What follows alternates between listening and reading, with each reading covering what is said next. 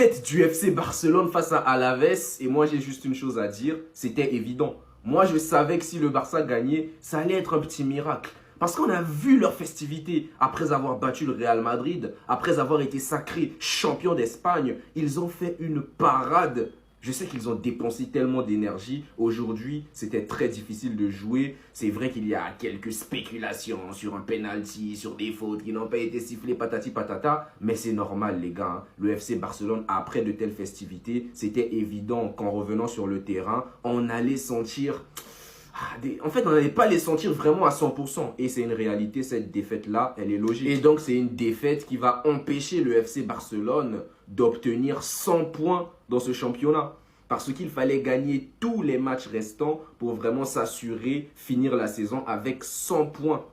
Ça allait être beau en regardant le classement, mais malheureusement, les joueurs du FC Barcelone n'ont pas été à la hauteur aujourd'hui face à Alaves, qui a quand même très bien défendu et qui a pu marquer un but avant d'aller en mi-temps. Il faut aussi féliciter cette équipe d'Alaves-là, qui en gagnant le FC Barcelone, sort peut-être de cette zone rouge-là.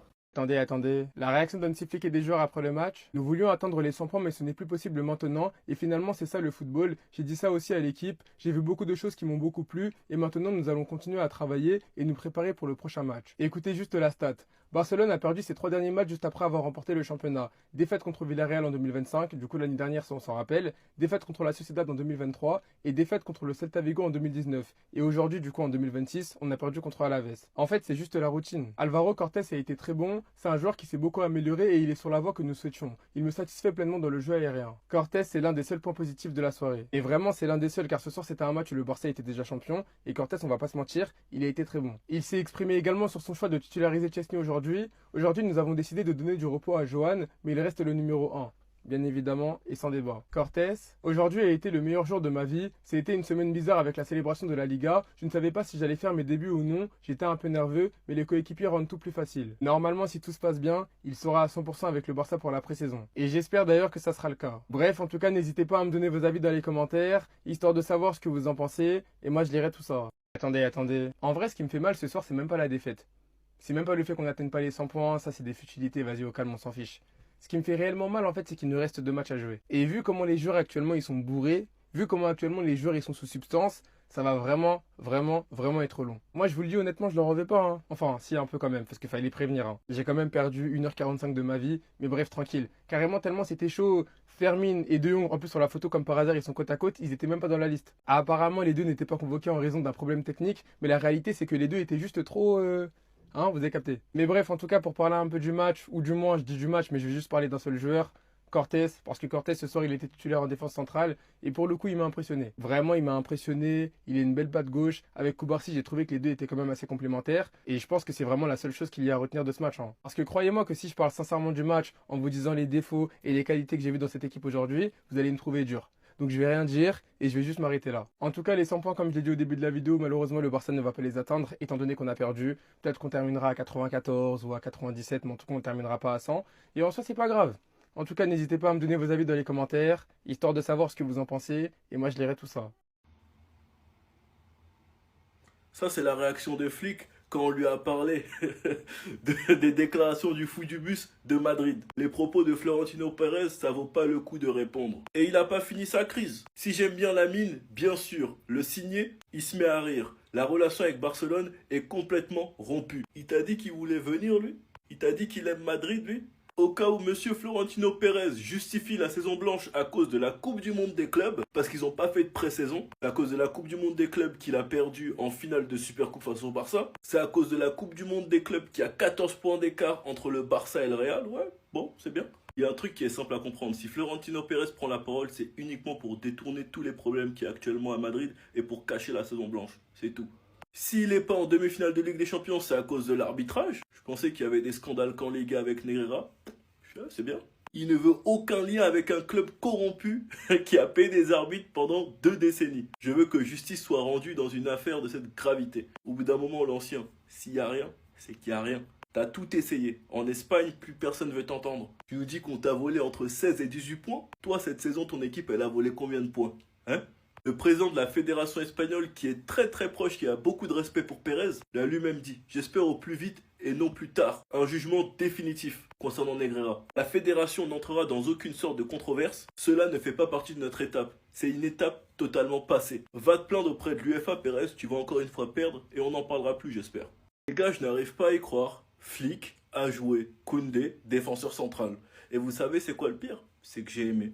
J'ai apprécié. Tu sens qu'il est beaucoup plus à l'aise. Comme maintenant il joue latéral droit, tu sens que même balle au pied, il est plus à l'aise. Il est venu, il t'a envoyé 2 transversales du côté gauche. Flick, s'il te plaît, prochain match, teste dans l'axe en tant que titulaire. C'est ce qu'on veut voir. C'est ce que je veux voir personnellement. Car ça pourrait changer beaucoup de choses. On sait tous très bien que Koubarsi peut jouer défenseur central à gauche. Donc au lieu de se casser la tête à aller chercher un défenseur à 70 millions, est-ce que ça serait pas mieux de replacer Koundé dans l'axe et d'aller chercher un latéral droit, sachant qu'il y a quand même de bonnes affaires à faire sur le côté droit. Il y en a même un qui est en train de réaliser une très belle saison. Une très très belle saison. Pouvant jouer à gauche et à droite, c'est à la direction de décider. Soit le laisser encore grandir en prêt, ou soit le ramener l'année prochaine. Sans même parler des autres possibilités qu'il y a sur le marché des transferts. Sinon, à lui, ses débuts, j'ai trouvé ça plutôt correct. Pour un premier match, un défenseur bien agressif, en plus on sent qu'il est confiant pour son âge. Mais nous, je comprends pas. On développe des milieux, on développe des défenseurs, mais il n'y a personne pour aller nous créer un neuf. C'est quoi ça?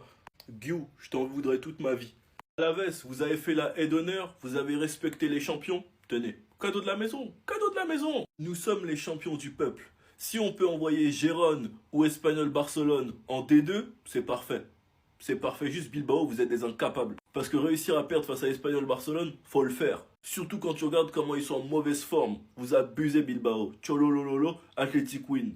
Tout d'abord, si vous ne savez pas regarder les matchs, j'ai ce qu'il vous faut. Au pli, en plus de ça, vous avez une réduction avec mon code KB10. N'hésitez pas à foncer, c'est des gars fiables. Tenez à la veste, c'est pour nous. 3 points, tenez. Allez vous acheter une canette et faites pas n'importe quoi avec. Faites-en bon usage. Faut pas aller vous faire reléguer. Les champions d'Espagne vous ont fait un petit geste. Vous devez honorer ce geste. Parce que c'est pas à tout le monde qu'on va faire ces cadeaux-là. Moi, je vous le dis. En tout cas, la bagarre en Liga pour savoir qui va se faire reléguer, ça va se battre jusqu'au bout. Force à eux. On mange un but en fin de première mi-temps. Malheureusement, Bernal perd la position sur l'attaquant d'Alaves. De toute façon, pour moi, c'était but ou penalty. Il l'empêchait de tirer, pour moi, c'est un penalty sifflable. J'espère vraiment pour Rooney qui montrera bien plus lors des prochains matchs. Vu comment Flick l'a utilisé, pour moi, on peut pas le critiquer. Le responsable, c'est Flick. Enfin bref, sinon vous les gars, vous en pensez quoi? Ramenez-vous sur Snap sans s'ennuie. 15 minutes. Des doubles passes en retrait, des doubles passes en retrait, des doubles passes en retrait. Où est le Baldé de la saison dernière? Où est le Baldé de la saison 2022? Il a clairement perdu sa place de titulaire et j'ai l'impression qu'il a même pas d'orgueil, même pas d'ego, qu'il essaye même pas de se battre, de bien faire pour la regagner. Il reste nature et je n'arrive pas à comprendre le manque de réaction. Avec la venue de Cancelo, j'étais content, sachant que Cancelo la bench, donc j'étais encore plus content et je me suis dit qu'il allait peut-être avoir un sursaut d'orgueil. Que nenni, rien du tout. Certains vont dire que je suis dur et que je m'attaque pas à mon sapologue béninois. Et la réalité, c'est qu'on va pas se battre sur qui fait la pire saison. Sachant que même dans la nullité, pour moi, Koundé fait une meilleure saison que Baldé. Même si, attention, la saison de Koundé, elle est pas bonne. Mais je ferai une vidéo sur lui parce que ça m'a plu quand on l'a rejoué défenseur central. En tout cas, on espère un réveil de la part de Baldé. Sinon, la saison prochaine, il va soit finir au banc ou soit être vendu cet été. J'espère qu'il reviendra en force, car il est jeune et il a du potentiel. Sinon, vous les gars, vous en pensez quoi? Ramenez-vous sur sa patience sans nuit. Attendez. Je sais pas ce que Messi va nous pondre pendant la Coupe du Monde 2026, mais en tout cas, tout ce que je peux vous dire, c'est qu'actuellement, il est plus que prêt. Aujourd'hui, il a été auteur d'un triplé et d'ailleurs, il est impliqué sur les 5 buts. Voici le premier. Il a ensuite marqué le but du 2 buts partout quand son équipe était menée. Sur une belle action, regardez le plat du pied. Rien à dire. Encore une fois, il a été décisif, mais cette fois-ci avec une passe pour l'égalisation de son coéquipier pour le 3-3. Ensuite, pour le but du 4-3, c'est lui qui tire le coup franc et derrière, c'est relâché et son coéquipier la met au fond. Et en toute fin de match, il est venu inscrire le but du 5-3 pour le triplé.